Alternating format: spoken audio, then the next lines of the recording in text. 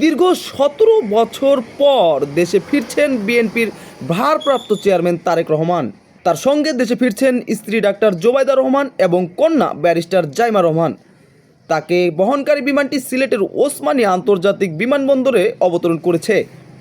বিমান বাংলাদেশ এয়ারলাইন্সের নিয়মিত বাণিজ্যিক ফ্লাইট BG202 এতে চড়ে তারেক রহমান ও তার পরিবারের সদস্যরা দেশে ফিরছেন। বিশ্বের সবচেয়ে জনপ্রিয় ফ্লাইট ট্র্যাকিং ওয়েবসাইট flightradar24.com জানাচ্ছে সে বিমানটি ইতিমধ্যেই সিলেট অবতরণ করেছে। আজ সকাল 10টা নাগাদ বিমানটি অবতরণ করে। এর আগে দেশের আকাশে ঢোকার পর তারেক রহমান একটি ফেসবুক পোস্ট করেছেন। সেখানে লিখেছেন, দীর্ঘ 6314 দিন পর বাংলাদেশের আকাশে। বিএনপি দলীয় সূত্রে জানা গেছে ফ্লাইটটি সিলেটে 1 ঘন্টার একটি যাত্রা বিরতি দেবে।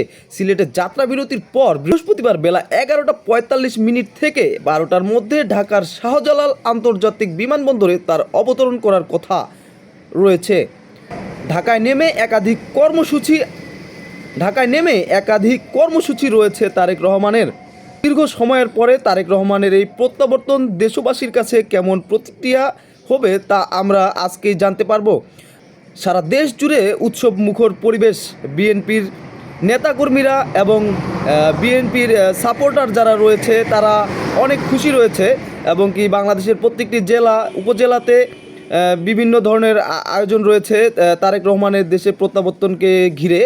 এতক্ষণ আপনাদের সাথে ছিলাম আমি শেখ সোহেল। আপনারা দেখছেন রূপালী রিল।